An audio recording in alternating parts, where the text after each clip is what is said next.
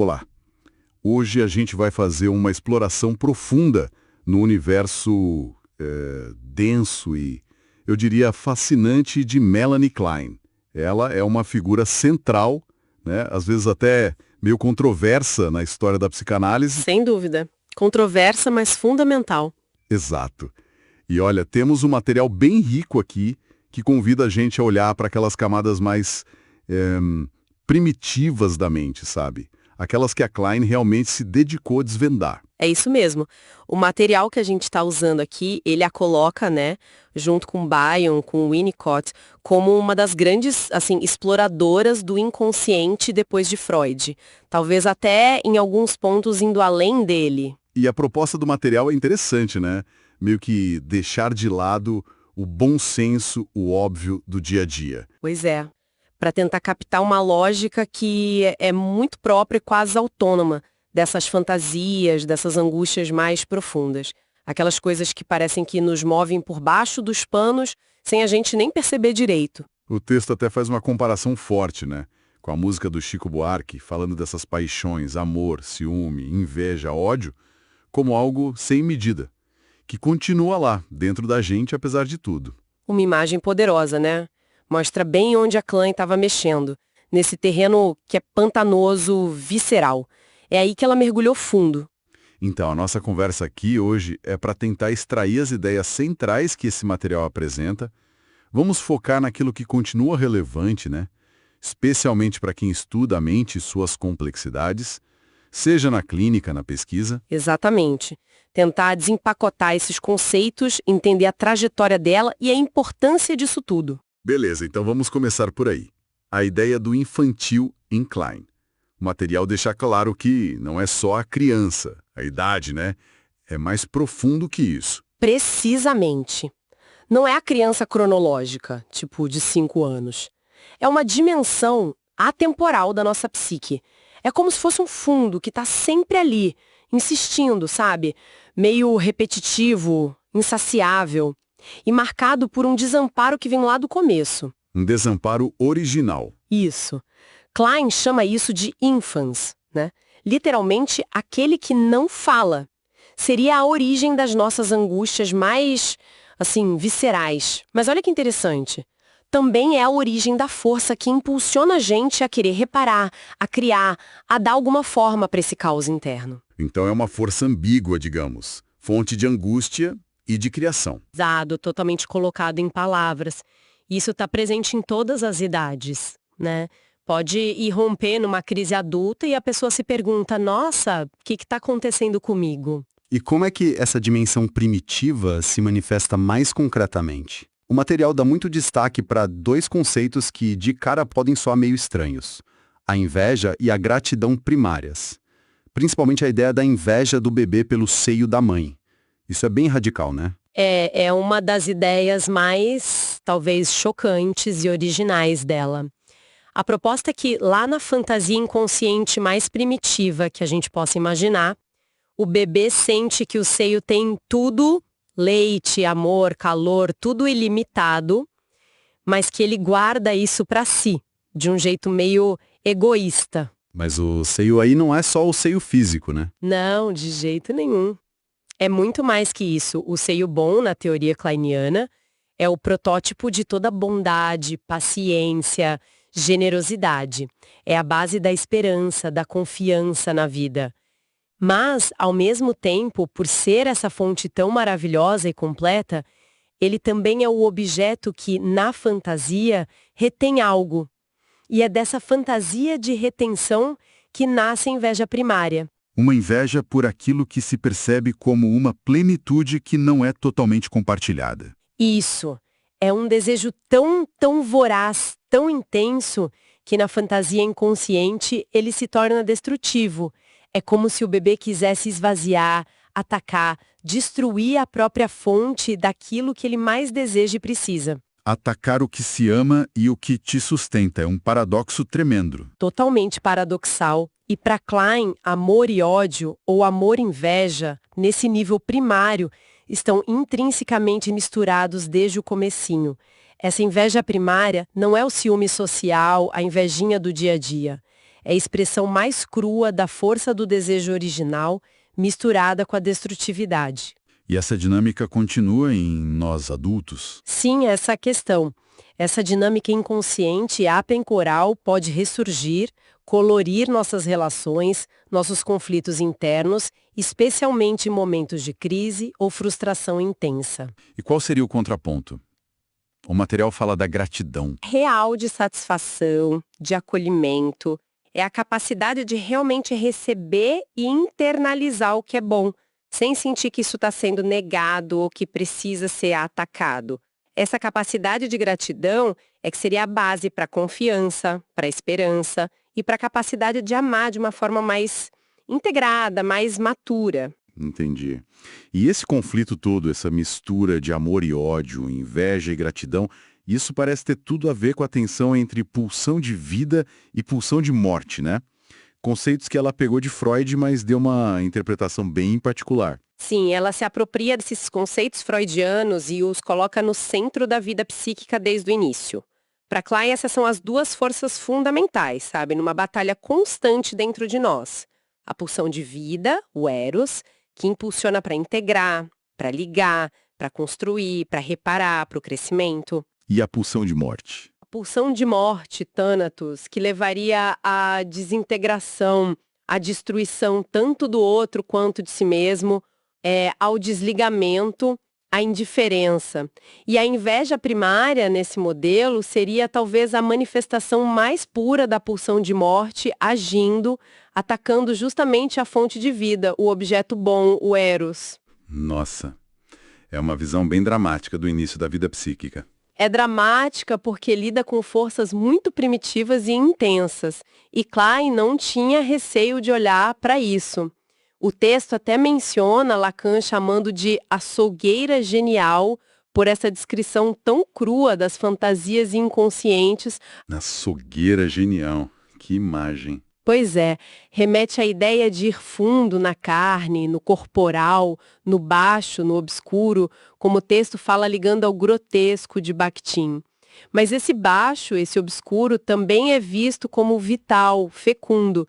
Mergulhar na teoria dela seria como entrar nessas águas turbulentas que são fonte de vida e também de destruição. E como é que o bebê, ou a nossa parte mais infantil, lida com essa realidade interna tão crua, tão intensa?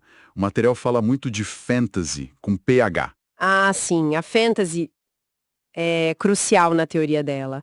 Essa grafia com PH é para diferenciar da fantasia consciente, do devaneio. Para Klein, a fantasy é a atividade psíquica mais primordial que existe. É a forma como as pulsões, as sensações do corpo, as experiências de prazer e desprazer são processadas, registradas, configuradas na mente desde o nascimento, talvez até antes. E antes mesmo de existirem palavras para descrever isso. Então as fantasies são como a matéria-prima do nosso mundo interno. Exatamente, são elas que estruturam nosso mundo interno. E esse mundo interno é povoado pelos objetos internos, que não são coisas, né? São representações psíquicas das pessoas importantes para nós e principalmente das experiências que tivemos com elas. O seio bom, o seio mau, os pais internos combinados ou em conflito, tudo isso vive dentro de nós como objetos internos, formados a partir dessas fantasias primárias. Então a nossa realidade interna, o jeito como a gente se sente e percebe o mundo, é profundamente moldada por essa atividade fantasmática e inconsciente. Completamente. Por isso a clínica kleiniana é tão focada nisso.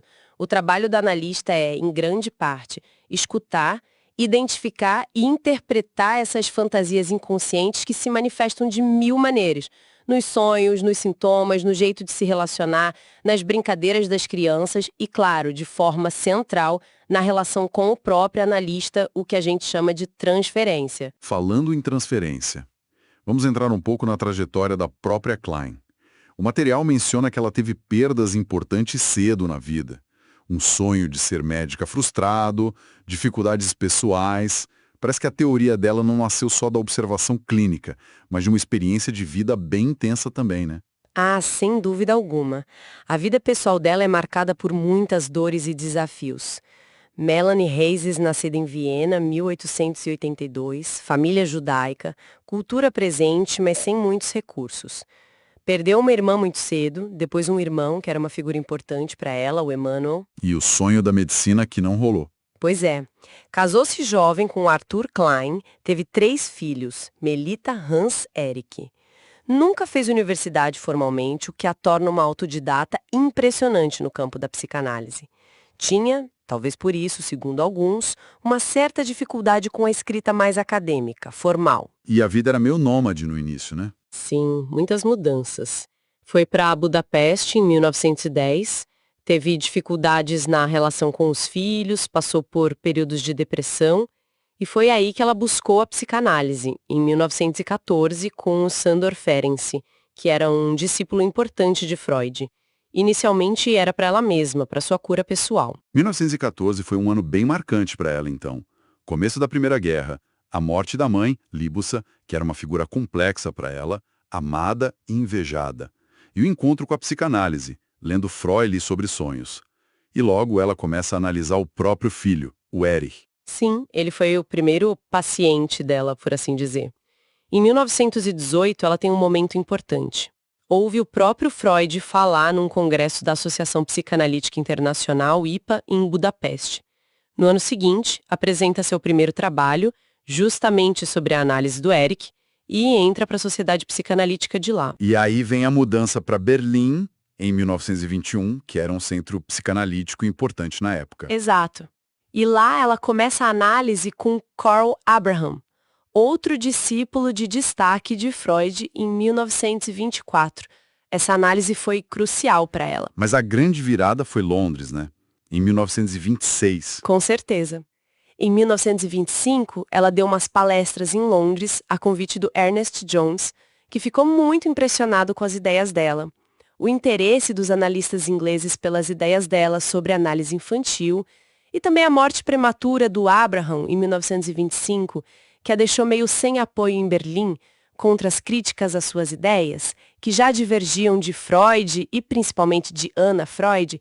Tudo isso a impulsionou a se mudar para Londres em 1926. E lá ela floresceu rapidamente, pelo visto. Sim, tornou-se membro da Sociedade Britânica de Psicanálise já em 1927, teve uma ascensão rápida, começou a analisar filhos de colegas importantes e aí a oposição com Anna Freud ficou escancarada.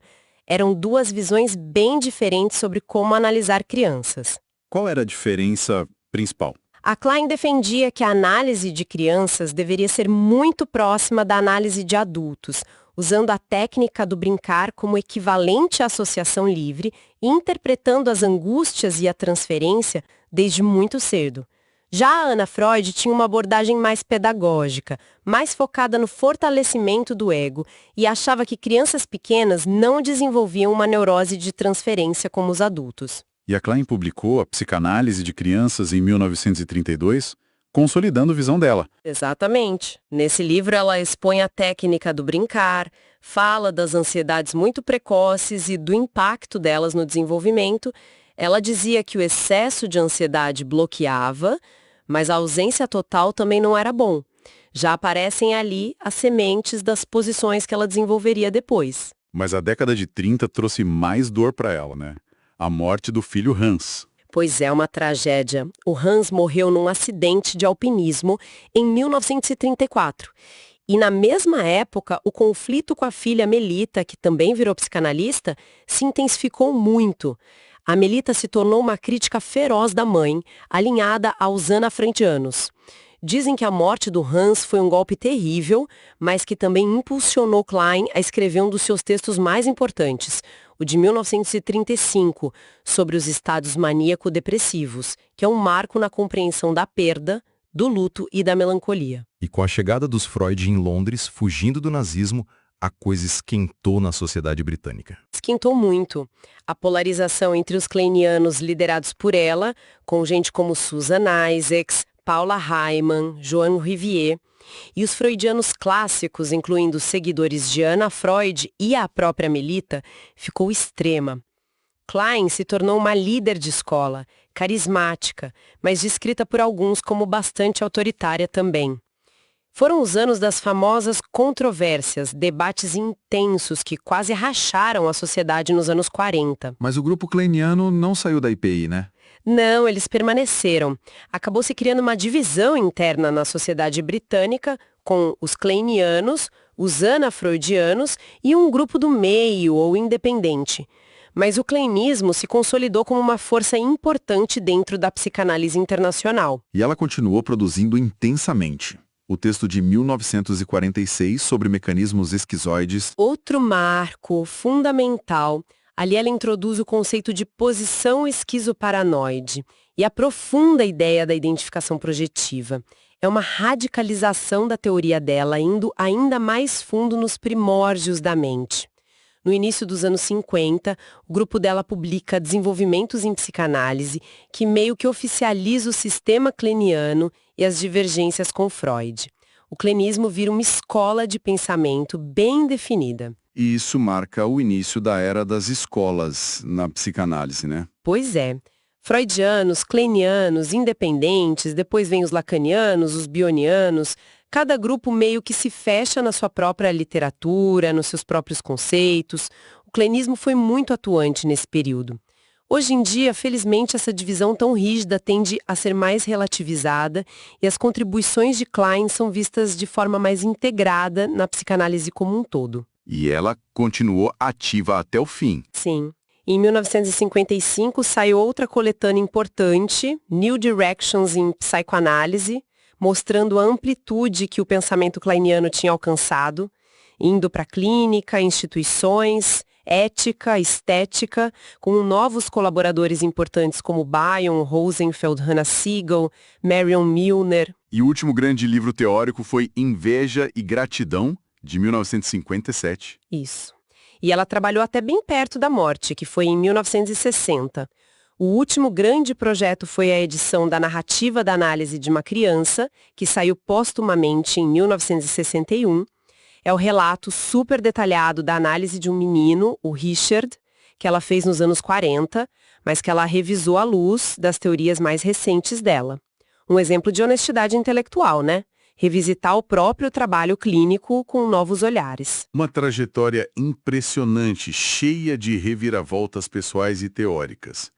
Vamos focar agora um pouco nos primeiros trabalhos dela, lá da década de 1920. O material diz que ainda não era um sistema fechado, mas já chamava atenção pela originalidade. Sim, era uma fase de descobertas muito baseada na clínica com crianças. Ela analisava crianças com quadros bem diferentes, psicóticas, obsessivas graves, mas também crianças consideradas saudáveis. E o que ela começou a descobrir, e que chocou muita gente na época, foi a intensidade da violência presente na sexualidade infantil, nas fantasias infantis. Violência? Como assim? Ela falava, por exemplo, da voracidade oral e descrevendo a sucção não só como busca de alimento, mas como uma fantasia de sugar tudo, quase vampírica. Falava da possessividade anal, do controle, de um desejo de estrangular, de reter, e da ambição fálica, do desejo de penetrar, de triunfar sobre os rivais.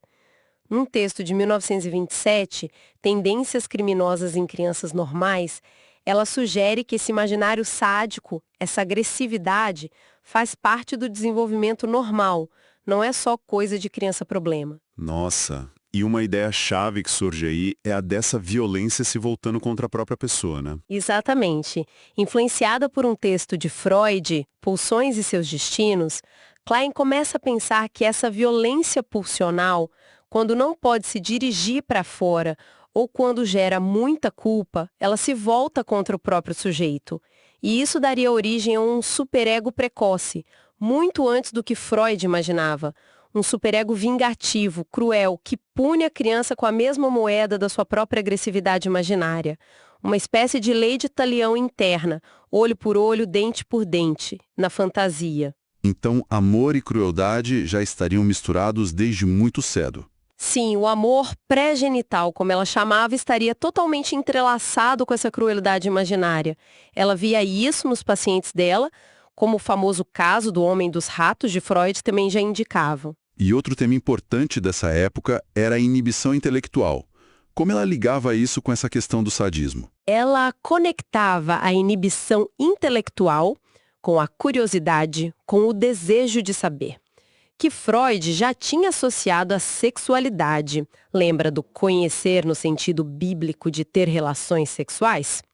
Klein pega a ideia freudiana da pulsão de domínio, que é uma força para controlar, para dominar um ambiente, e diz que essa pulsão, quando se mistura com a sexualidade infantil e seu componente sádico, pode se sublimar, se transformar em pulsão de saber, em curiosidade intelectual. Quer dizer que o próprio ato de conhecer teria uma raiz meio agressiva? De certa forma, sim. Conhecer envolve um domínio sobre o objeto do conhecimento. Na fantasia, isso pode ter ecos de devorar, incorporar oral, invadir, penetrar fálico, ou controlar, manipular, dissecar, sádico anal. Mesmo quando essa pulsão é sublimada em curiosidade científica ou artística, ainda restaria um traço dessa agressividade original no ato de aprender o mundo. E qual era a hipótese dela sobre as crianças que tinham dificuldade de aprender, a inibição intelectual? A ideia dela era que essas crianças teriam reprimido muito cedo e muito intensamente esse sadismo infantil, por causa de angústias muito fortes. Elas não podiam nem fantasiar a agressividade. Já as crianças que conseguiam ser, digamos, mais livremente sádicas na fantasia, no brincar, teriam tido mais tempo e oportunidade de transformar essa energia agressiva em curiosidade, em desejo de explorar, de criar. Então a terapia, nesse caso, visaria liberar essas fantasias sádicas reprimidas. Exatamente. Para que essa energia pudesse se transformar em desejo de saber, em capacidade de brincar e de aprender. É uma ideia bem contraintuitiva, né? Achar que liberar o lado mal imaginário pode ser bom para o desenvolvimento intelectual. Totalmente. E isso já conecta com a ideia de mundo interno, que é tão central nela. Sim, começa a se conectar. Baseada em ideias de Ferenczi e de Ernest Jones, Klein percebeu que a energia libidinal do corpo, a erogenidade, era como que transferida para os objetos do mundo. As coisas externas ganham um valor de prazer, um significado simbólico sexual, para além da sua função real. Por exemplo, a comida e o seio não são só nutritivos, eles se tornam objetos de desejo sexual imaginário. É a imaginação que faz essa ponte. Sim, é o trabalho da imaginação, ou melhor, da fantasia inconsciente que vai construindo esse mundo interno. Ela começa a pensar numa rede de equivalências simbólicas baseadas no prazer e desprazer. A boca equivale ao seio, que equivale ao leite, e são esses primeiros elos simbólicos que formam a estrutura da fantasia e dão origem aos primeiros objetos internos, como o seio bom e o seio mau. O grupo kleiniano ficou muito conhecido por essa ênfase no mundo interno e nos objetos internos. E entre 1926 e 1928, ela foi consolidando os princípios da técnica dela com crianças. Foi sim.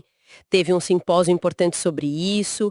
A polêmica com Anna Freud ajudou a definir melhor a posição dela.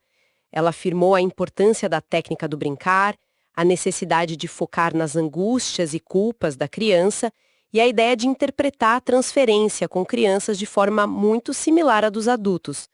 Publicou um artigo-chave em 1928, Estágios Iniciais do Complexo Edipiano. E nesse artigo, ela já propõe um Édipo mais precoce, né? E um superego também anterior ao que Freud dizia. Exatamente. Já em 1926, ela tinha dito que o superego existia antes da resolução do Édipo, formado por identificações ligadas às fases oral e sádico-anal. Isso ia contra a teoria freudiana clássica. E a análise, para ela, visava justamente diminuir o poder desse superego primitivo, que era muito severo, muito pesado, como condição para a criança superar as inibições e os sintomas. E o complexo de Édipo em si, ela também antecipou. Sim, primeiro ela falou do início do segundo ano de vida, mas depois ela foi recuando ainda mais. Chegou a desvincular o superego arcaico do Édipo e a propor um Édipo arcaico já por volta dos 6 meses, coincidindo com a primeira vez que ela descreveu algo parecido com a posição depressiva. Mas o mais importante, em 1928, sobre o Édipo foi a visão simbólica dele, né? E isso foi uma sacada genial. Ela começou a ver o Édipo não só como a história do menino que ama a mãe e odeia o pai, mas como uma estrutura fundamental de lugares. A inclusão, a exclusão, a presença, a ausência. E essa estrutura triangular já poderia ser vista simbolicamente desde a época do desmame, lá pelos 6 meses. E como ela chegou a essa ideia de um triângulo tão cedo? Ela usou uma ideia de Freud, do texto dele de 1926, sobre angústia. Freud fala da angústia do bebê quando a mãe se afasta e aparece um estranho. Klein viu aí a primeira triangulação. A criança cujo ego começa a se constituir justamente quando percebe que a mãe é um objeto total que pode ir embora. 2, a mãe que só é reconhecida como um outro, separada quando falta, e aí se torna objeto de desejo. E 3, o estranho, que marca essa ausência da mãe, essa objetaidade dela. A mãe só vira um outro objeto de verdade quando ela se furta, quando ela não está mais totalmente disponível. É aí que surge a angústia de perda, o desejo pelo objeto que falta e a primeira estrutura edipiana, a primeira triangulação. Entendi. É uma leitura bem mais abstrata e precoce do Édipo. E nessa época, 1928, ela já falava em posição oral, posição anal. Falava, sim, mas talvez com um sentido um pouco diferente do que a noção de posição esquizoparanoide depressiva tomaria depois. Naquele momento, era mais como se o sujeito ocupasse diferentes pontos de vista na fantasia, ligados às fases do desenvolvimento. Da posição oral, por exemplo, viria a imago da mãe devoradora, que na verdade era o próprio desejo de devorar da criança voltado contra si mesma, formando as camadas mais arcaicas e cruéis do superego. E ela já contrastava as fases pré-genitais com a fase genital. Sim, ela via um conflito aí. O ódio, a voracidade, a destrutividade dominariam as etapas pré-genitais, oral, sádico-anal, formando esse superego cruel. Isso reprimiria o sadismo e poderia atrapalhar o desenvolvimento genital, a capacidade de amar de forma mais madura. Se houvesse menos repressão desse sadismo inicial, a criança chegaria mais rápido e melhor à etapa genital, que envolveria a identificação com os aspectos amorosos da mãe, a capacidade de considerá-la como pessoa. Então a relação de objeto seria diferente. Totalmente. A relação de objeto pré-genital seria parcial. Incorporar, possuir, rivalizar, consumir o objeto, visto como parte. A relação genital seria total. Desejo de cuidar do objeto, amor predominando sobre o ódio. O amor pré-genital é selvagem na visão dela. Quer devorar, roubar, destruir o objeto amado. A frustração seria um motor que impulsiona a passagem entre essas posições, entre esses modos de relação. Esse conflito pré-genital versus genital já parece um esboço da oscilação entre as posições esquizoparanoide e depressiva que ela desenvolveria depois, né? Exatamente, já está ali a semente da ideia de 2 modos básicos de funcionamento psíquico, um mais ligado à fragmentação, ao ataque, à perseguição, pré-genital paranoide, e outro mais ligado à integração, à culpa, à reparação genital depressivo. E todo esse trabalho dos anos 20 culmina no livro de 1932, A Psicanálise de Crianças. Isso. Ele reúne os escritos anteriores, mas principalmente relata trechos de 18 análises de crianças mostrando de onde vinham as ideias dela à base clínica. Ali, ela propõe mais claramente que o ego forma um mundo interno, com figuras internalizadas, e que ele interage constantemente com os objetos reais através de projeção e introjeção. E a ansiedade seria central nesse processo. Sim, o ego sofreria ansiedade por causa do próprio sadismo dirigido contra seus objetos internos e externos. E a tarefa principal da análise e do desenvolvimento seria elaborar as ansiedades psicóticas, que são essas mais primitivas, pré-genitais, ligadas ao medo de ser aniquilado, perseguido, transformando-as em ansiedades neuróticas, que são mais ligadas ao conflito entre desejo e interdição, à culpa edípica e são mais suportáveis. Ela já diferenciava bem a angústia persecutória da culpa e enfatizava a importância de transformar aquele superego arcaico e cruel num superego mais desenvolvido, capaz de sentir culpa e consideração pelo outro. Muito bem. Então, depois desse marco de 1932, a Klein entra numa nova fase, aprofundando a ideia da posição depressiva. Isso está muito ligado aos textos dos anos 30, especialmente depois da morte do filho Hans, né? O de 1935 sobre estados maníaco-depressivos e o de 1940 sobre o luto. Exatamente. O luto pessoal pela morte do Hans parece ter sido um catalisador poderoso para ela mergulhar teoricamente nessas questões. Dizem que ela passou por um período muito difícil, com perda de interesse pela vida. O processo de luto para ela envolve justamente isso, um aprofundamento na relação com os objetos internos, ter que vivenciar o despedaçamento do mundo interno, o caos, para depois poder reconstruí-lo.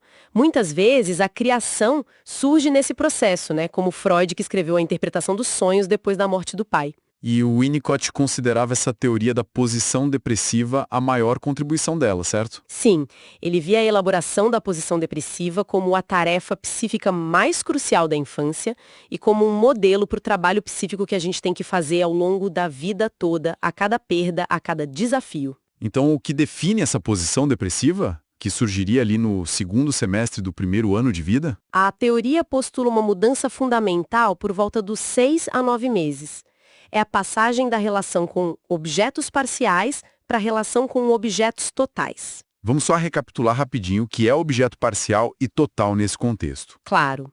Objeto parcial nos primeiros meses é quando o bebê se relaciona com partes da mãe, o seio, a mão, o olhar, como se fossem coisas separadas que servem para satisfazer ou frustrar necessidades. A mãe não é vista como uma pessoa inteira separada. O objeto é quase uma extensão do bebê para ser consumido ou rejeitado. E o objeto total? O objeto total surge quando o bebê começa a perceber a mãe como uma pessoa inteira, separada dele, com seus próprios desejos e vida. Isso geralmente coincide com a época do desmame, da maior capacidade de locomoção, da percepção de que a mãe tem outras relações com o pai, por exemplo. É o vislumbre da mãe como um sujeito autônomo. E é aí que surge a capacidade de ter consideração por ela, de se preocupar com ela, de querer cuidar dela. E essa mudança na percepção do objeto muda tudo pro ego do bebê, né? Sim, muda tudo. Porque ao perceber a mãe como total e separada, o bebê também se percebe mais separado. E aí ele pode se identificar com ela. Antes, na posição mais primitiva, que depois ela chamaria de esquizoparanoide, a angústia principal era paranoide, medo de ser atacado, destruído, devorado pelo objeto que ele mesmo atacou na fantasia. Agora, com a capacidade de se identificar com o objeto total, surgem sentimentos ambivalentes, amor e ódio pela mesma pessoa e as angústias depressivas. Que seria o medo de ter machucado ou perdido o objeto amado por causa da própria agressividade. Exatamente. É o medo pela sorte do objeto, e não só por si mesmo. Surge a culpa genuína pela agressividade real ou fantasiada e, como consequência, o desejo de reparar o estrago feito.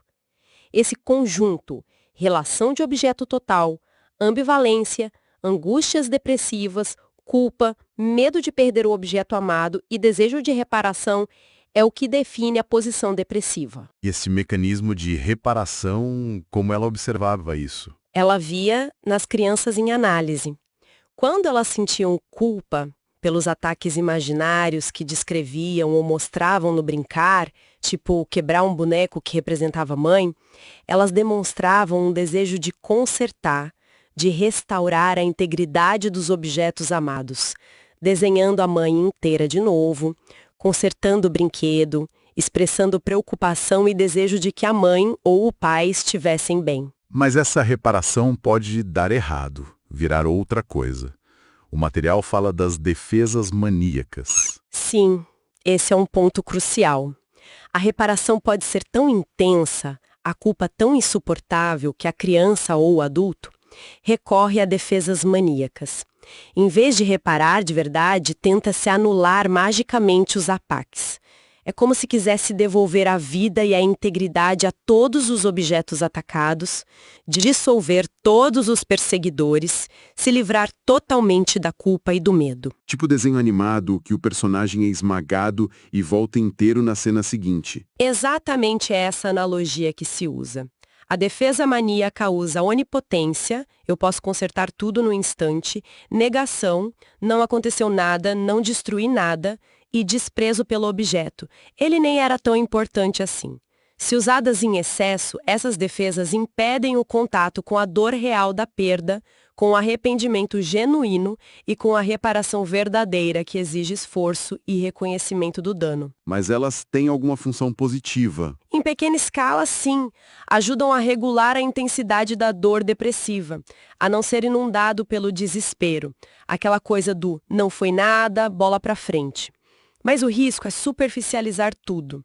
Na posição depressiva, Klein achava que as defesas maníacas são necessárias no início para modular a dor intensa, mas elas precisam ceder lugar gradualmente à reparação efetiva que aceita a realidade da perda e do dano. Então, tem uma diferença fundamental entre negar magicamente e reparar de verdade. Gigantesca. Negar é diferente de conseguir diferenciar fantasia e realidade. Aceitar a responsabilidade pelos estragos, reais ou imaginários, e tentar remendar o que for possível. Quem não consegue elaborar a posição depressiva e fica preso nessa oscilação entre o desespero da culpa e a negação maníaca, acaba tendo dificuldade de ter um contato real consigo mesmo e com o mundo, e de se engajar em atividades reparatórias de forma genuína, seja na arte, no trabalho, nas profissões de ajuda. A posição depressiva, então, um momento-chave, um divisor de águas no desenvolvimento. Com certeza.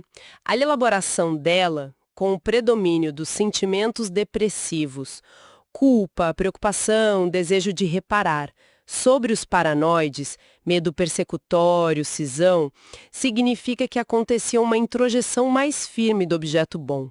E essa introjeção do objeto bom é crucial para a capacidade de amar, de confiar e de reparar. O que significa introjetar o objeto bom? Significa internalizar as experiências boas, de prazer, de satisfação, de acolhimento com a mãe ou cuidador. Isso cria como que uma reserva interna de bondade, que gera confiança básica, esperança, capacidade de tolerar frustrações. É a fonte do bem-estar interno e da capacidade de amar, a pulsão de vida se fortalecendo dentro do ego. E se essa introjeção falha? Se falha ou se a pessoa não consegue lidar com a culpa e a ambivalência, ela tende a regredir para as defesas maníacas ou para a posição paranoide anterior. Os objetos maus, por outro lado, que são percebidos como perigosos, que devoram, esvaziam, cortam e envenenam, também são introjetados e se instalam no mundo interno, podendo ser projetados para fora como monstros, perseguidores, medos irracionais. Isso nos leva de volta à fantasy, né? Como ela se encaixa aqui. Totalmente. Para Klein, esses objetos internos, bons e maus, são partes integrantes das fantasias inconscientes, e essas fantasias são como os representantes psíquicos das próprias pulsões de vida e de morte. Elas dão uma forma mínima, uma primeira figuração aos objetos dessas pulsões. Mas essas fantasias vêm da experiência ou são inatas? Esse é um ponto polêmico. Klein, baseada na ideia de Freud da realização alucinatória de desejo, acreditava numa capacidade inata de fantasiar que já estaria presente desde o início, antes mesmo da experiência. A experiência com o mundo real viria depois, para enriquecer, modificar, dar conteúdo a essas estruturas fantasmáticas pré-existentes. Quase como se a experiência fosse pré-determinada pela fantasia e não o contrário. As fantasias mais primitivas seriam primeiro sensações corporais, depois ganhariam imagens e mais tarde poderiam incorporar palavras. E como o bebê, com seu ego ainda frágil, lida com essa realidade psíquica inicial tão cheia de perseguidores e fantasias intensas? Ao da realidade psíquica. Tentar não sentir nada, se fechar completamente. Isso levaria a quadros graves, como psicose, autismo ou inibições intelectuais muito severas. Porque isso inibe o ciclo básico de introjeção e projeção, que é essencial para o desenvolvimento, seria como parar de respirar psiquicamente. E qual seria um método menos drástico, mas ainda primitivo? A cisão radical bom-mal e a projeção maciça do mal para fora. Expulsar tudo que é ruim. Isso dá um alívio imediato, mas tem 2 problemas. Primeiro, impede que a pessoa contenha e elabore a própria agressividade. Segundo, torna o mundo externo muito ameaçador, cheio de inimigos imaginários. E a posição depressiva seria o caminho para conseguir conter e elaborar? Exatamente, por isso ela é tão importante. É como se fosse a gestação do sujeito psíquico mais integrado. A posição paranoide, que depois ela chamaria de esquizoparanoide, com seus mecanismos de negar, projetar, expulsar, gera alívio momentâneo, mas cronifica a sensação de ameaça externa, as angústias persecutórias, os medos infantis de monstros, etc. Aí podem surgir mecanismos obsessivos, como uma tentativa de controlar magicamente essa maldade que foi projetada. Quais seriam as características de quem funciona predominantemente no modo paranoide? Predomínio da desconfiança. Os objetos bons são tão idealizados que se tornam inatingíveis ou então são sentidos como frágeis e logo viram perseguidores também. Os objetos são parciais, descartáveis, podem aparecer dificuldades alimentares, inibições na capacidade de simbolizar, no desenvolvimento do ego. E na posição depressiva, quando ela está sendo elaborada? Acontece uma maior identificação com o objeto bom, um aumento dos desejos de amar e ser amado. A introjeção do objeto bom por medo de perdê-lo pode ser até meio voraz no início, repetitiva, mas o ego é impelido pelo amor e pela confiança.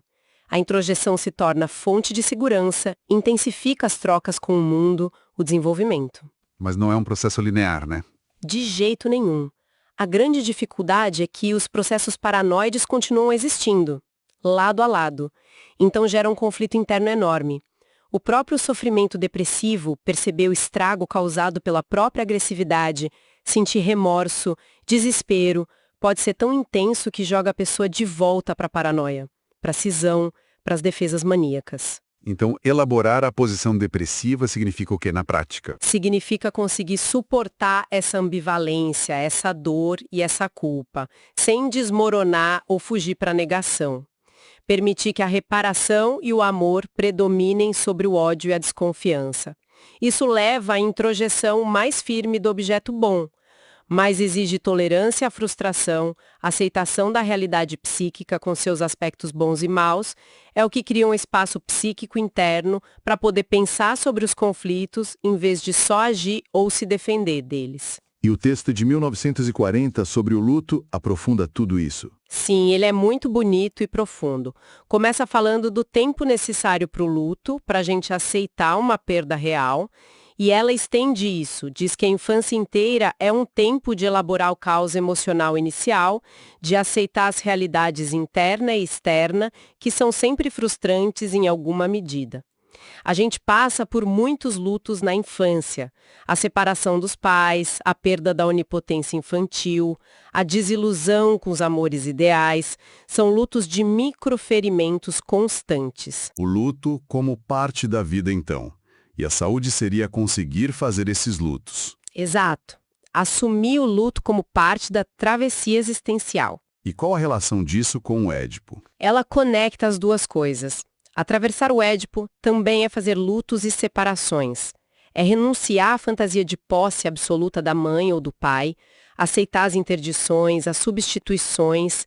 Transformar o amor sexual possessivo em ternura filial envolve uma morte simbólica, um luto, mas é o que garante um lugar na cultura, no simbólico.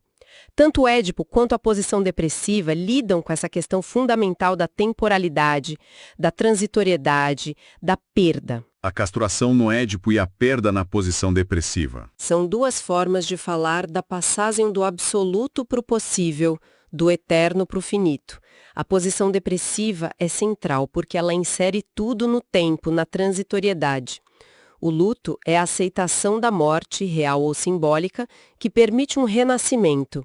É uma metáfora poderosa da própria constituição do sujeito. E o luto mais primordial de todos seria a perda do seio? Sim, como símbolo da perda do amor, da segurança, da unidade original. O bebê, na posição depressiva, sente que perdeu o objeto bom por causa da sua própria voracidade, da sua agressividade. Se ele não consegue recuperar internamente as boas experiências, se não confia que o objeto bom sobreviveu aos ataques, aí surge a melancolia, a nostalgia de um paraíso perdido. Ele se sente relegado a uma terra interna desolada. E o que ajudaria a elaborar esse luto primordial? A presença real de pais amorosos e unidos seria fundamental. Isso favoreceria a criação de objetos internos bons e vivos que ajudam a atravessar o luto. Pais internos que estão em paz trazem harmonia e segurança. Pais internos em guerra geram caos interno. O prazer real com os pais garante a força do objeto interno bom. Por isso, para Klein, introjetar a dupla parental unida e fecunda é crucial para o desenvolvimento. O pesar, o desejo de recuperar o objeto amado, tudo isso surge sempre que a gente tem a angústia de ter machucado, estragado algo ou alguém que a gente ama. Ok, avançamos bastante. Agora vamos para a década de 1940, que traz outra grande virada conceitual, com o texto de 1946, Notas sobre alguns mecanismos esquizoides. Aqui ela aprofunda ainda mais os momentos iniciais e a relação com a psicose, né? E surge o termo posição esquizoparanoide. Exatamente. Esse termo vem nomear de forma mais precisa aquela camada psíquica mais primitiva que ela já vinha descrevendo. Aquela dos primeiros meses de vida, até uns 6 meses mais ou menos, é uma posição que, segundo ela, nunca superamos totalmente, embora ela perca a predominância se o desenvolvimento for saudável. E o que caracteriza essa posição esquizoparanoide? A angústia dominante aqui não é a depressiva, culpa pela agressão, mas sim a angústia de aniquilamento. O medo de ser invadido, despedaçado, devorado por forças externas ou internas.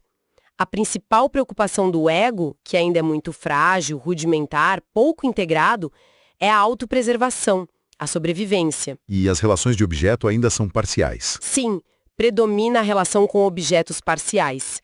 E o sadismo, os ataques imaginários ao corpo da mãe, para roubar o que ela tem de bom ou para depositar o que é ruim dentro dela, é muito intenso na fantasia. E as defesas principais? A cisão continua sendo importante? Fundamental.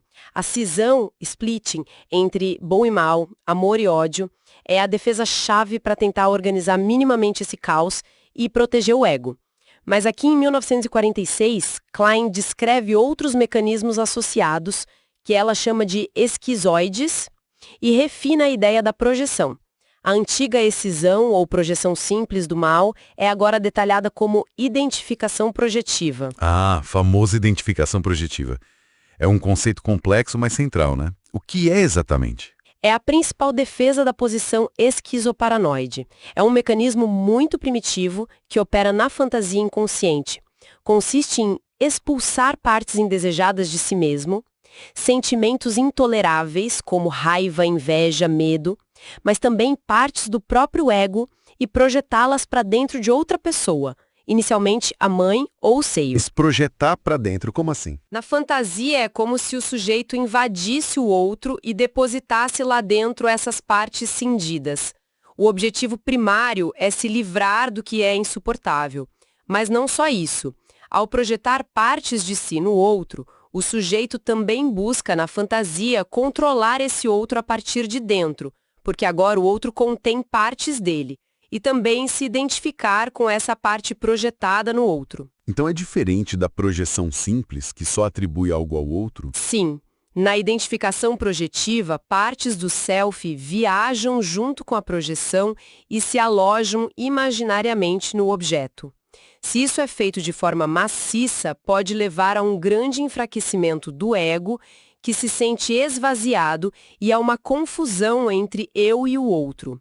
Cria relações que ela chama de narcisistas ou parciais, onde o outro não é visto como um sujeito separado, mas como um receptáculo para as minhas projeções. Klein buscava entender mecanismos que fossem anteriores à repressão freudiana, né? Exato. A identificação projetiva seria um desses mecanismos muito arcaicos. Ela via essa expulsão do sadismo, por exemplo, como um grito de socorro do ego imaturo, que não consegue conter a intensidade pulsional e envia partes de si para o ambiente na esperança de que sejam processadas ou contidas lá fora. Mas isso tem algum aspecto positivo ou é só patológico? Essa é uma discussão importante que surgiu depois de Klein, principalmente com Bion.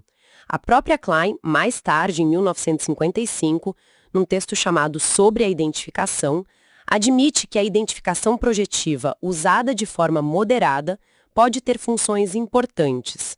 Pode participar da gênese da empatia, sentir o que o outro sente porque projetei algo meu nele. Pode servir para adquirir uma pseudo-identidade, se identificar com o que foi projetado no outro e até para comunicação primitiva. Comunicação?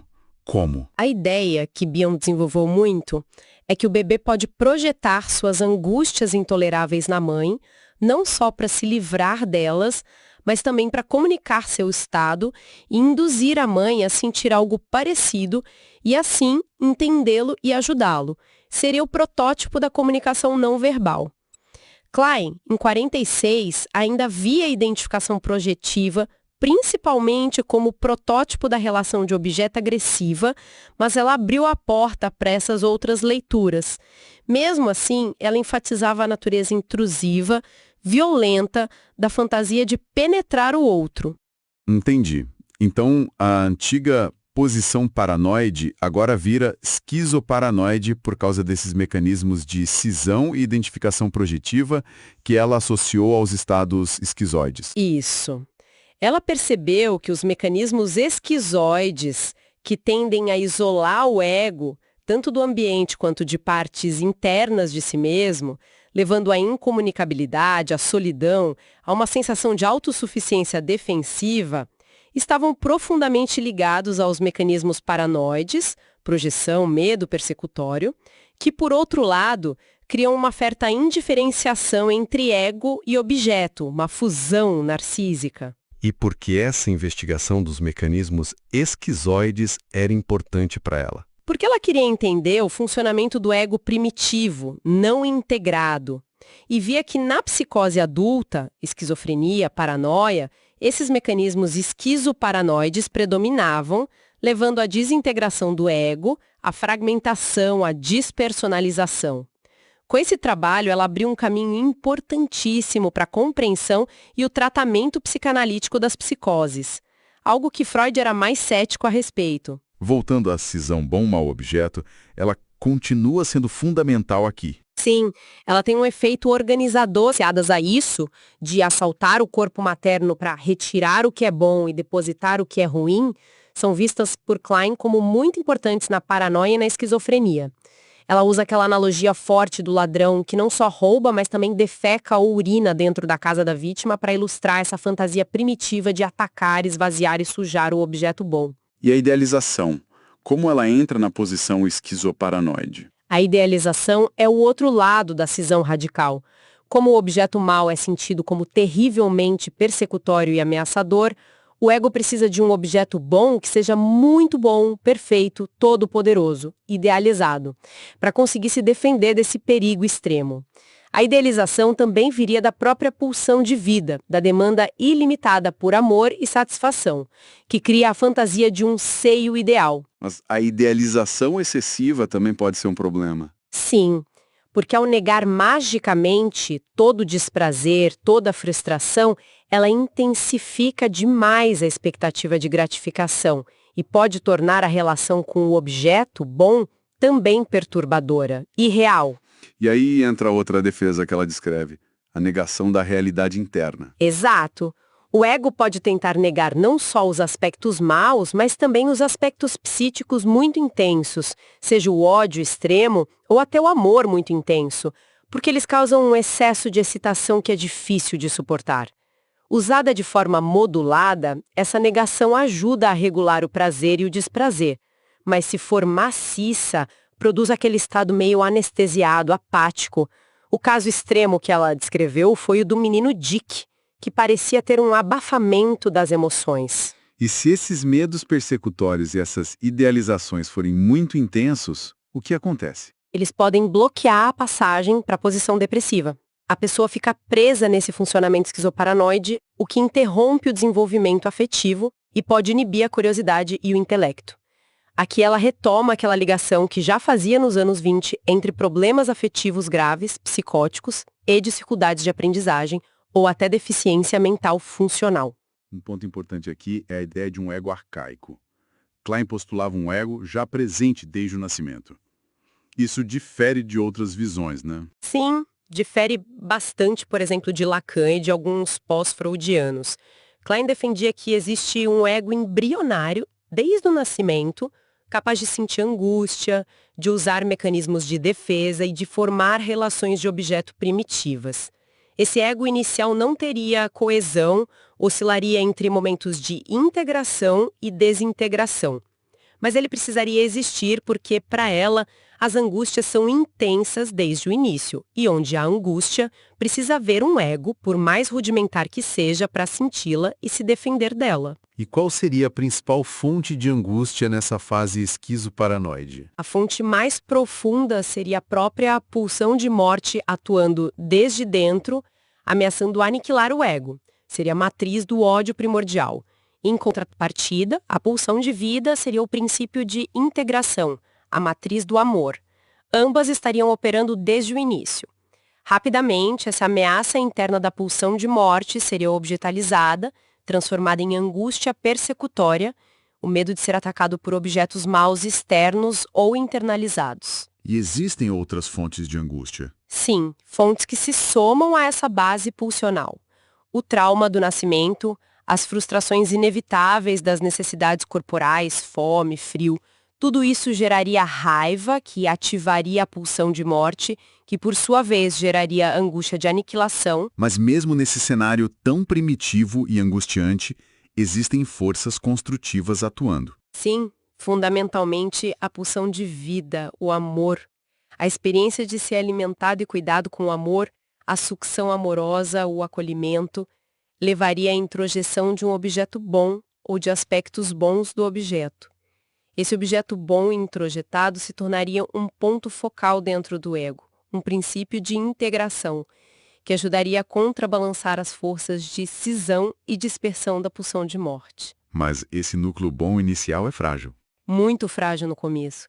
Precisaria justamente dos mecanismos esquizoides, cisão, idealização, para se proteger das partes más, internas e externas. Haveria uma oscilação constante.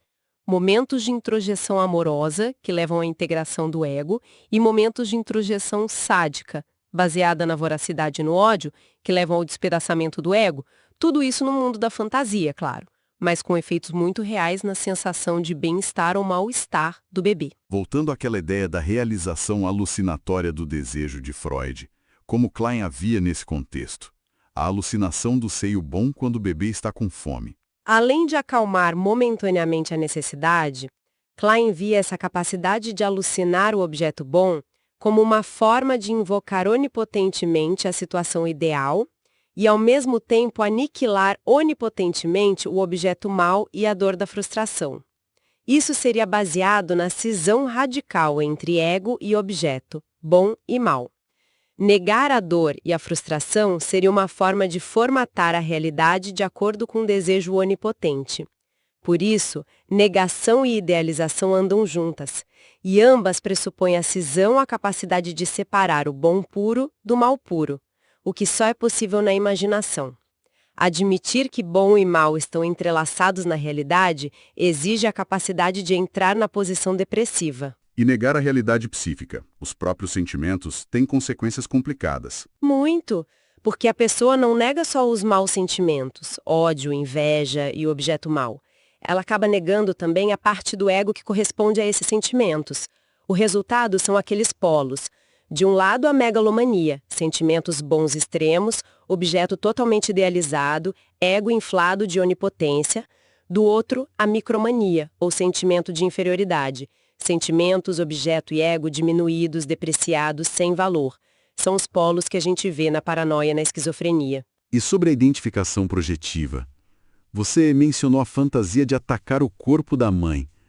Como os impulsos anais e uretrais entram nisso? Klein descreve a fantasia de expulsar as fezes sentidas como partes más, venenosas, perigosas, para dentro do corpo da mãe.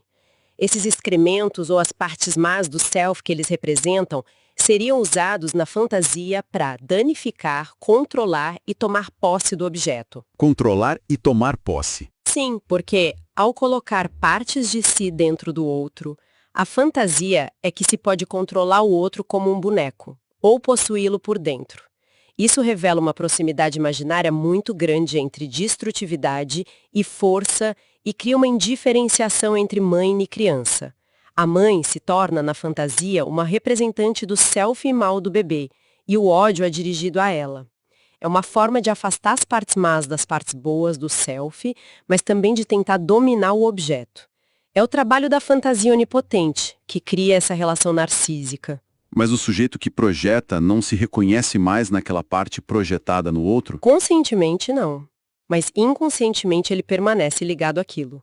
A relação é narcísica porque o outro não é considerado em sua alteridade, é só um suporte para as projeções, um objeto parcial, descartável. Isso pode trazer um alívio momentâneo, me livrei do meu lixo interno, mas gera tormento a longo prazo. Por quê? Porque projetar o próprio ódio cria o pior perseguidor imaginável. A fúria que se sente vindo do outro parece terrivelmente irreal, porque no fundo é a própria fúria do sujeito retornando de fora. Isso cria uma espiral de violência, real ou imaginária. Na psicose, por exemplo, identificar alguém com as partes odiadas de si mesmo intensifica o ódio e a perseguição a essa pessoa. E tem outro problema. Se a pessoa projeta todo o ódio, toda a agressividade, ela não se enfraquece? Sim, esse é um ponto importante. Klein associa os sentimentos de força, de potência e até a capacidade de conhecer, a pulsão de domínio, que tem essa raiz no sadismo pré-sexual. Se a pessoa tem um medo excessivo da própria violência e a projeta massivamente, ela pode se sentir esvaziada, fraca e impotente. Surge uma questão aqui. Se a identificação projetiva é descrita como fundamentalmente agressiva, intrusiva, como o amor pode ser projetado? Klein fala disso? Ela admite, sim, que aspectos amorosos também podem ser expelidos e projetados. Por exemplo, a fantasia de que as fezes são presentes valiosos dados à mãe. Ela reconhece que isso seria necessário para estabelecer boas relações, para integrar o ego, mas alerta que, se for em excesso, as partes boas do self são sentidas como perdidas, e a mãe, ou o objeto idealizado, se torna um ideal inalcançável que também enfraquece o eu. É uma certa contradição que não fica totalmente resolvida no texto de 46. A implicação posterior, desenvolvida por outros autores, é que talvez existam tipos diferentes de identificação projetiva. Uma mais destrutiva, outra mais comunicativa, outra para guardar partes boas no outro. Mas mesmo nessas formas ditas mais benignas, ainda haveria um elemento de penetração, de forçar algo no outro. Só quando a violência abranda, na posição depressiva, é que a identificação projetiva poderia se aproximar mais da empatia. O equilíbrio entre introjeção e projeção parece ser crucial para a saúde psíquica. Totalmente. O desequilíbrio leva à patologia. Klein dá o exemplo de uma paciente esquizofrênica que sentia ter matado o mundo inteiro com seu ódio projetado, mas ao mesmo tempo se idealizava, identificando-se com a atriz Greta Garbo. A saúde dependeria também da capacidade de assimilar eficazmente os objetos que são introjetados, de integrá-los ao ego. Assimilar. Qual a diferença de só introjetar? Introjetar é colocar para dentro. Assimilar é digerir, integrar aquilo ao próprio tecido psíquico, de modo que a energia daquela experiência fique disponível para o ego. Objetos muito idealizados ou terrivelmente maus que são introjetados, mas permanecem cindidos, como corpos estranhos, enclaves superegóicos, por exemplo, não fortalecem o ego.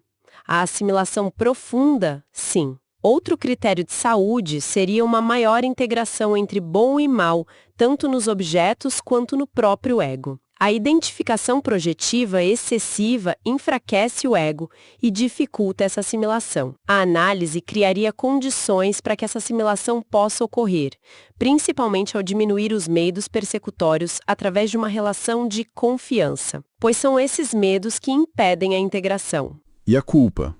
Tem culpa na identificação projetiva ou só na posição depressiva? É uma culpa diferente. Quem projetou maciçamente sente uma culpa mais obscura, persecutória, em relação à pessoa que recebeu a projeção. Isso cria um vínculo que pode ser obsessivo-compulsivo. A pessoa se sente compelida a ficar ligada ao depositário, dependente dele, talvez com uma fantasia de ter que resgatar algo que foi perdido ali. E tem um aspecto do controle também, né? Sim, o caráter narcísico da identificação projetiva se revela no desejo de controlar o outro. Porque controlar o outro é, na fantasia, controlar as partes de si mesmo que foram projetadas ali. E junto com isso vem a ameaça constante de intrusão, o medo de invadir o outro ou de ser invadido por ele.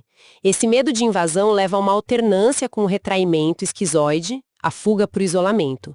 Essa oscilação entre fusão, identificação projetiva, e retraimento, cisão esquizoide, seria como a sístole e diástole do funcionamento esquizoparanoide. Fascinante e complexo. Bom, chegamos então à década de 1950 e ao último grande trabalho teórico de Klein, Inveja e Gratidão, de 1957. O material destaca que ela enfatizava a necessidade de analisar repetidamente a inveja e os impulsos destrutivos na clínica. Sim, ela considerava a inveja um dos maiores obstáculos ao progresso terapêutico e ao desenvolvimento psíquico. Analisar a inveja seria um trabalho paciente, delicado, porque exige que o analisando consiga acessar e confrontar esse afeto tão primitivo e doloroso, que está ligado à nossa relação mais fundamental com a fonte da vida. A inveja seria sempre, no fundo, inveja da vida. Exato. Inveja das nossas próprias raízes, da fonte da qual dependemos. O mais difícil seria admitir e integrar a inveja que sentimos da força, da fecundidade, da generosidade dessa fonte, representada primordialmente pelo seio materno, mas depois por qualquer objeto ou pessoa que nos ofereça algo vital. Esse afeto inconsciente, a inveja, impediria a introjeção do objeto bom, que é ao mesmo tempo poderoso, amado e odiado. E se a gente não introjeta o bom, toda a integração e o desenvolvimento ficam prejudicados. O paciente precisaria reviver na análise esses ressentimentos primários para poder diminuir a cisão interna e aceitar a dependência sem querer destruir a fonte. A relação com a mãe continua sendo a base de tudo aqui. Sim, é a matriz. É a relação com a mãe, ou cuidador primário, que dá origem ao núcleo da pulsão de vida dentro de nós. A memória do acolhimento, da satisfação, da boa experiência, a introjeção do objeto bom, seria a garantia da gratidão. Por outro lado, a voracidade excessiva, a intolerância à frustração predisporiam à inveja. Então a Klein falava até num elemento constitucional para isso. Falava. Ela observava que algumas crianças pareciam usar melhor o objeto bom oferecido, ficavam mais satisfeitas, mais gratas. Outras, talvez constitucionalmente mais vorazes ou sensíveis à frustração, reagiriam com mais ressentimento, com um desejo mais intenso de se apropriar da fonte, de esvaziá-la, a inveja primária. Às vezes, a própria voracidade do bebê poderia gerar uma resposta de contração no seio, menos leite, o que criaria um ciclo vicioso de frustração e ressentimento. Então a inveja seria uma estrutura do próprio desejo. De certa forma, sim. Ela teria um componente libidinal, uma nostalgia da satisfação plena, que foi perdida ou nunca alcançada, misturado com ódio e ressentimento.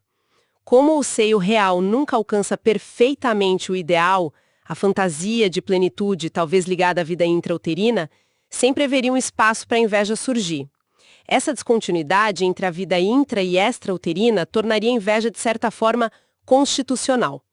Tem uma ligação aí com a ideia lacaniana do desejo como fundamentalmente insaciável.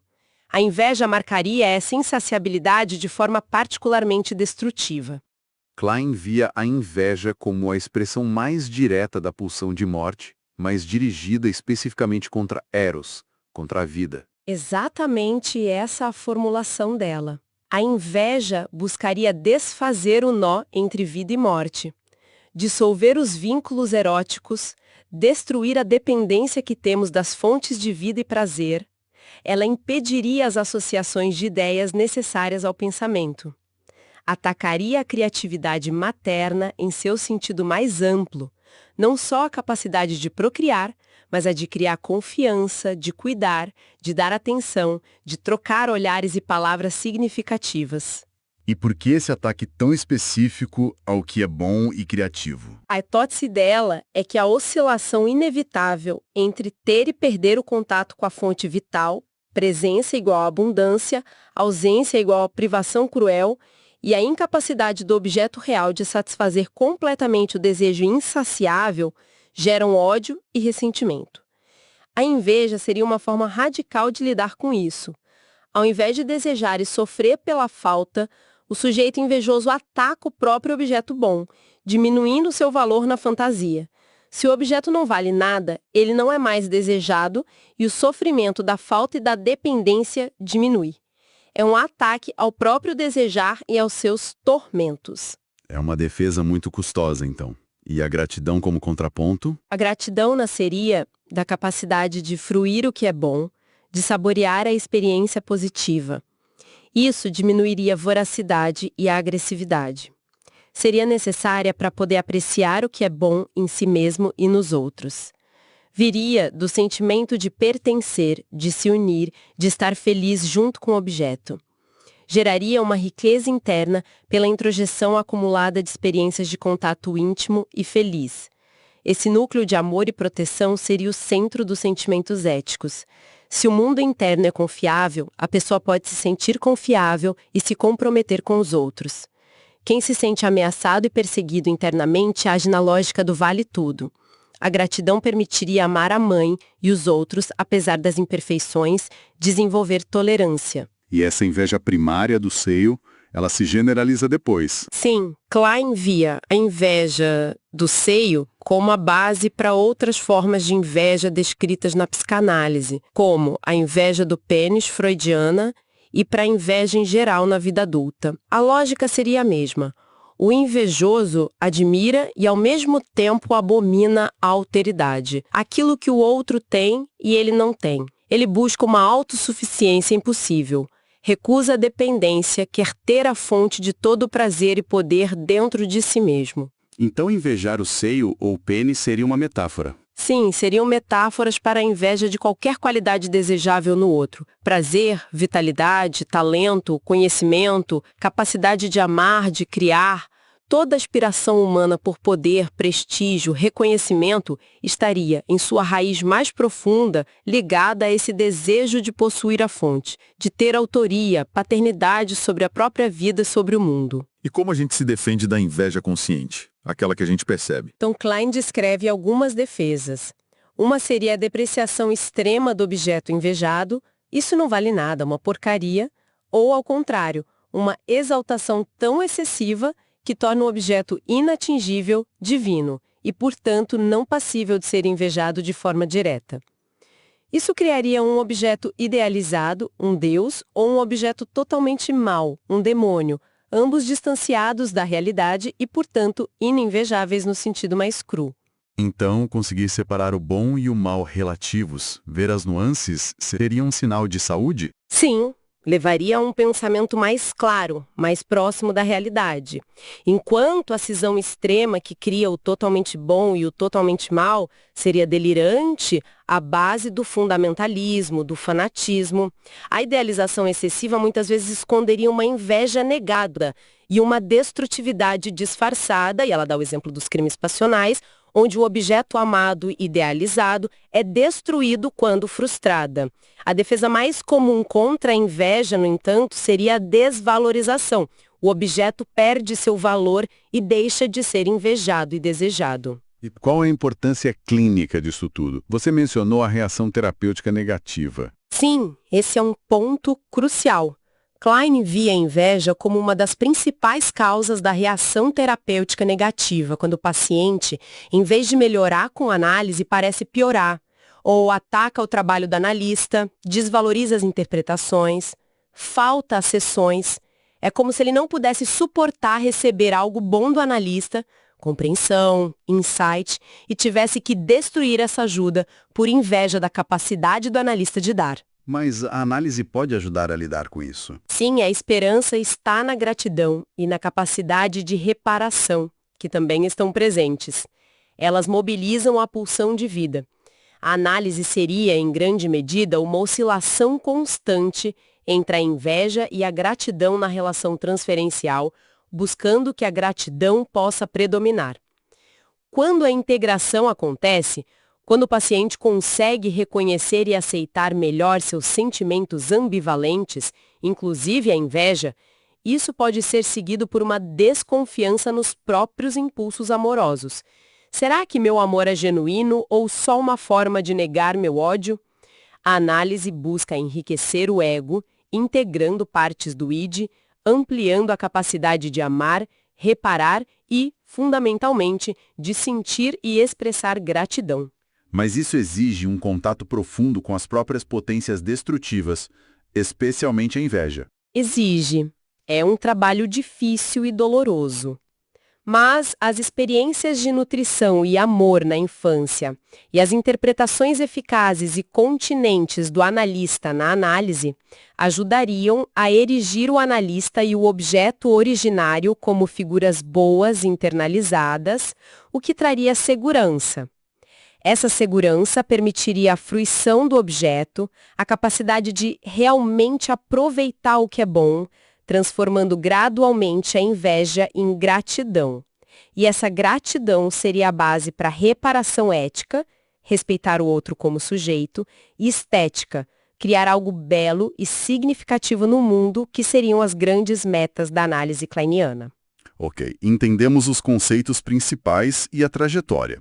Agora, como funciona o processo analítico kleiniano na prática? O foco central sempre foi o mundo interno, as fantasias inconscientes, né? Ela dizia que a importância delas nunca seria exageradamente estimada. Exato. Para Klein, toda a nossa infraestrutura pulsional, necessidades, desejos, medos, etc., se traduzem em fantasia inconsciente, na fantasy.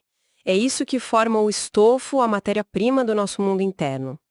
As ansiedades persecutórias, depressivas, as defesas, cisão, projeção, negação, reparação maníaca, tudo isso também se expressa através de fantasias. De certa forma, no mundo interno, tudo é fantasia. Mas não no sentido de ser irreal ou imaginário apenas. Não é só imaginação ou devaneio. É a forma como as experiências mais arcaicas de prazer e desprazer corporal, de segurança e pavor, são configuradas, registradas e ganham um sentido psíquico. É a estrutura subjacente a todo o fenômeno psíquico. Por isso a clínica kleiniana é tão voltada para a escuta, a nomeação, a interpretação, a elaboração e, idealmente, a transformação dessas fantasias inconscientes. E as sensações corporais são importantes nisso?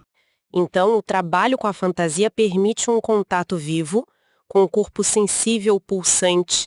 A fantasia seria a primeira tentativa da mente de dar algum sentido ao caos das sensações e pulsões. E as palavras vêm depois. Sim, as palavras podem se juntar a essas configurações pré-verbais depois, para formular, modificar, dar um destino mais favorável a elas.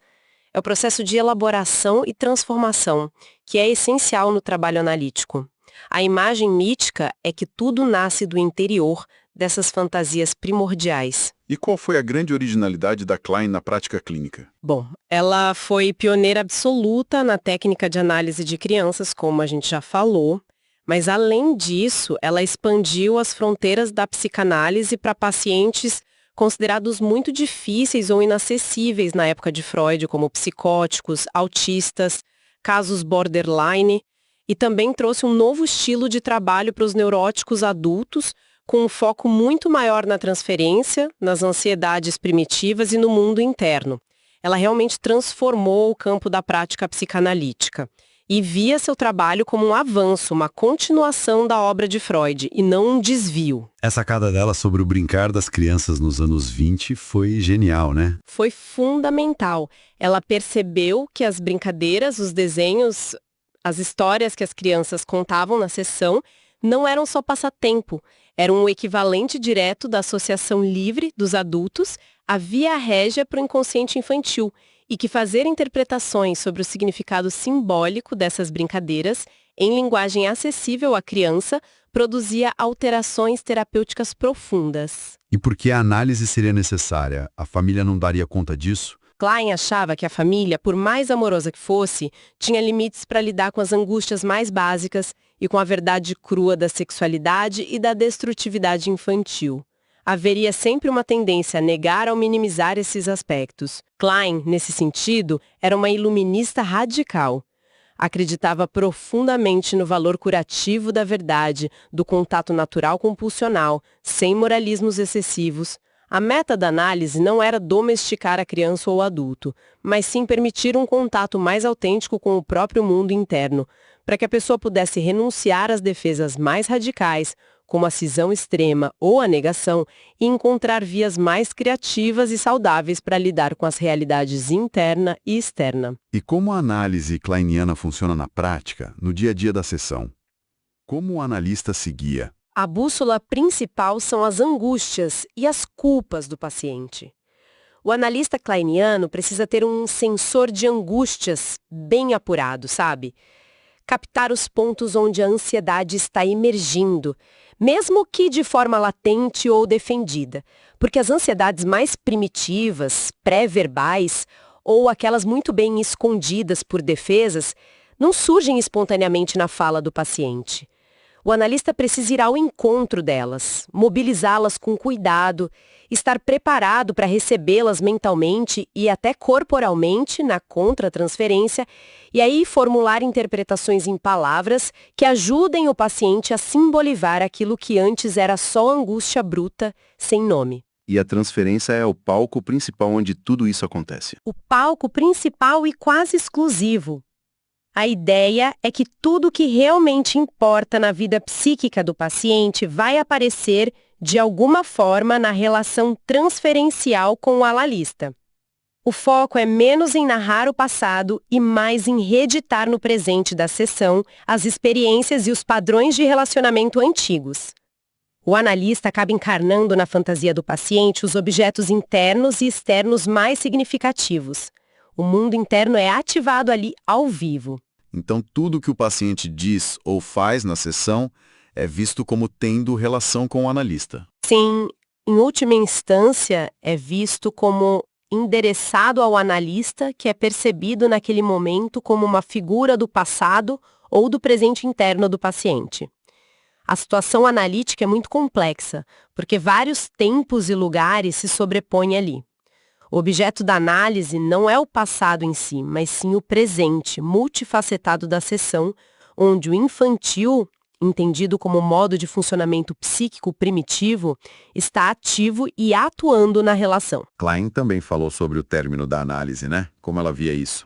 Ela viu o término não só como o fim do tratamento, mas como uma oportunidade crucial de reviver e reelaborar as separações antigas, começando pelo desmame. A própria análise prepararia o paciente para o seu fim, para a separação do analista. Ela achava que uma parte importante do processo só acontecia depois do anúncio do fim e continuava após o término, com o paciente tendo que lidar com a dor dessa separação numa certa solidão. Mas uma solidão saudável. Sim, existe uma solidão que é estrutural, inevitável na condição humana. A análise ajudaria a pessoa a conviver com essa solidão e até a aproveitá-la para o trabalho psíquico contínuo, para pensar por conta própria. E qual seria o alvo final da cura analítica na visão kleiniana? O que se busca alcançar? O grande objetivo seria conseguir atravessar e elaborar minimamente bem a posição depressiva e, por consequência, solucionar de forma mais madura o complexo edipiano. Isso significaria desenvolver a capacidade de ter relações mais complexas e ambivalentes com objetos totais, reconhecendo a autonomia deles, suas próprias ligações com outros. Implica superar o narcisismo, então. Exatamente. Superar o narcisismo e conseguir contatar a alteridade do outro, o que tem um aspecto ético fundamental. E a condição intrapsíquica para isso seria conseguir suportar a frustração, os limites, as perdas, as separações, sem ter que recorrer massivamente às defesas esquizoparanoides, cisão, projeção, idealização, ou maníacas, onipotência, negação, desprezo. E isso exige um ego forte. Sim, mas um ego forte no sentido kleiniano não é um ego blindado, rígido. É um ego que tem capacidade de se enraizar no id, de integrar a vida pulsional, de liberar os afetos para poder pensar sobre eles. Isso requer a dissolução das idealizações e das construções persecutórias mais radicais e a capacidade de assumir e elaborar as próprias pulsões e fantasias, especialmente as destrutivas. O resultado seria um contato mais completo e verdadeiro com as realidades interna e externa. E isso depende daquela introjeção do bom objeto que a gente falou antes. Depende. Mas atenção, não é o objeto bom, totalmente idealizado, lá dos primórdios, que é um objeto narcísico. O bom objeto que se busca introjetar no final da análise não é perfeito, não é um extrato purificado de bondade. Ele contém aspectos bons e maus, como a realidade. Só assim ele pode ser objeto de gratidão genuína e de reparação, porque a reparação só faz sentido se algo bom foi preservado ao lado dos estragos que foram feitos. E qual seria a natureza desse bom objeto mais integrado do final da análise? Klein sugere que é fundamentalmente o vínculo parental introjetado, os pais internos, unidos, criativos, capazes de se amar apesar das diferenças e conflitos. É a introjeção dessa ligação erótica e fecunda dos genitores que permitiria controlar a destrutividade interna através das forças de vida e amor. E essa introjeção seria a fonte da gratidão, que é o grande antídoto contra a inveja. Mas introjetar o casal parental também não traz uma dor? A da exclusão? Sim, essa é a outra face da moeda. Reconhecer e internalizar o vínculo dos pais implica aceitar a própria exclusão dessa relação primária. É aceitar a dependência de objetos dos quais se está, por estrutura, parcialmente excluído, mas que são necessários e pelos quais se pode sentir gratidão. Essa solidão interna, que vem da exclusão da cena primária, estaria na raiz da nossa ânsia por uma perfeição, uma completude inalcançável. A saúde mental, então, seria conseguir conviver com esse desejo e moderá-lo, aceitando os objetos e as satisfações possíveis com suas impurezas, com suas falhas. Essa solidão relativa, bem elaborada, não isola, mas ao contrário, permite outras alianças externas e internas. E isso teria implicações sociais também. Sim, o pensamento kleiniano abre espaço para pensar a possibilidade da fraternidade, da democracia, de relações mais maduras entre indivíduos autônomos que reconhecem a alteridade e a interdependência. Mas também alerta que sempre restará um resíduo de inveja, rivalidade, ciúmes, que exige elaboração constante. As posições esquizoparanoide e depressiva não são etapas superadas para sempre. Elas retornam, se alternam ao longo da vida. A passagem para a integração e a paz interna e externa sempre tem um caráter de luta, de guerra e paz, tanto na análise individual quanto na vida social e política. Ufa, bastante coisa. Klein faleceu em 1960, né?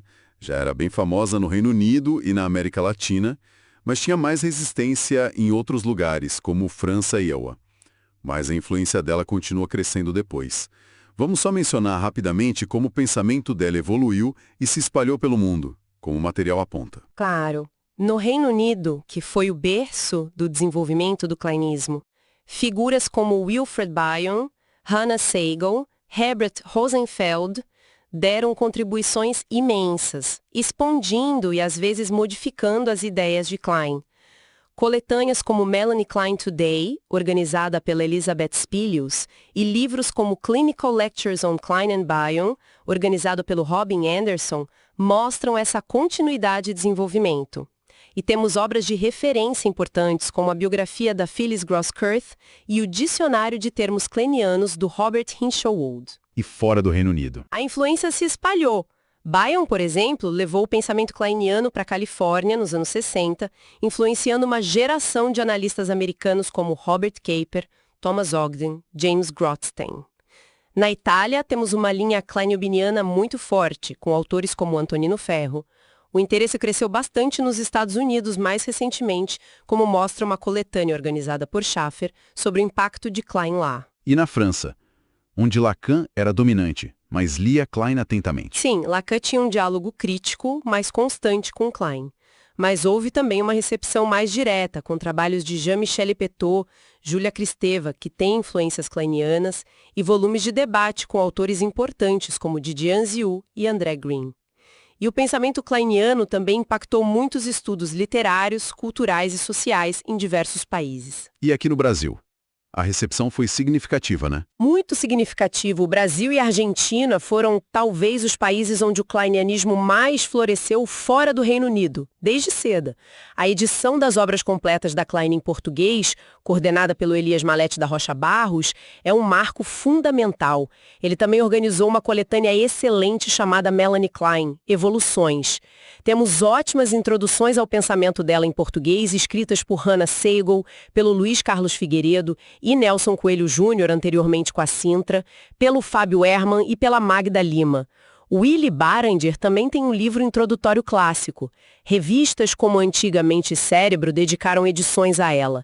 E há inúmeros artigos e livros de psicanalistas brasileiros desenvolvendo e aplicando as ideias kleinianianas, mostrando a força e a vitalidade dessa corrente aqui. Para a gente ter uma linha do tempo na cabeça, vamos só relembrar algumas datas-chave que percorremos. Nascimento em 1882, Análise Conferência em 1914, Mudança para Londres em 1926, a Psicanálise de Crianças em 1932, a morte do filho Hans em 1934, o texto sobre depressão em 1935, as controvérsias nos anos 40, o texto sobre mecanismos esquizoides em 1946, Inveja e Gratidão em 1957 e a morte dela em 1960. Uma vida dedicada intensamente à exploração do inconsciente. Exato. Então, o que fica de tudo isso que a gente conversou? Tentamos mapear um pouco essa contribuição imensa da Melanie Klein, a exploração dessas paisagens psíquicas mais primitivas, o jogo constante de amor e ódio, vida e morte, a realidade e o poder do mundo interno, as posições esquizoparanoide e depressiva, a identificação projetiva, a inveja, a gratidão, a reparação. É uma obra vasta, complexa e que continua gerando debate e inspirando. Sem dúvida nenhuma. Para quem nos ouve, especialmente profissionais e pesquisadores da mente, psicanalistas, psicólogos, psiquiatras, neurocientistas, os conceitos kleinianos oferecem chaves muito valiosas.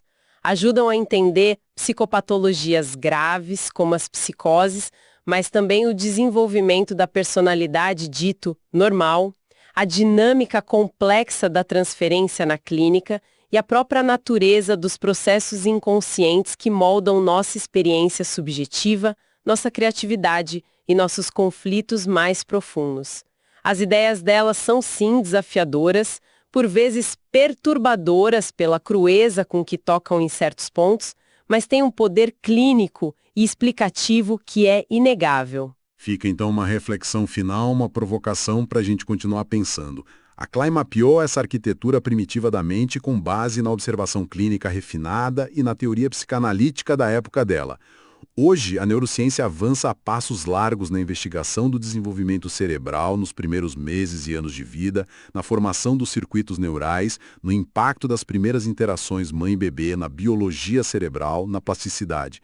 Será que esses campos poderiam dialogar mais produtivamente? É uma ótima questão. Como é que as descobertas sobre a neurobiologia das emoções, dos vínculos precoces, do processamento do trauma, poderiam talvez iluminar ou, quem sabe, desafiar ou refinar as intuições clínicas geniais da Klein sobre a intensidade das angústias primordiais, sobre a formação do nosso mundo interno, sobre mecanismos como a identificação projetiva? É um campo de diálogo interdisciplinar que com certeza ainda tem muito a oferecer e que vale a pena continuar explorando. Concordo plenamente. É um caminho fascinante a ser trilhado.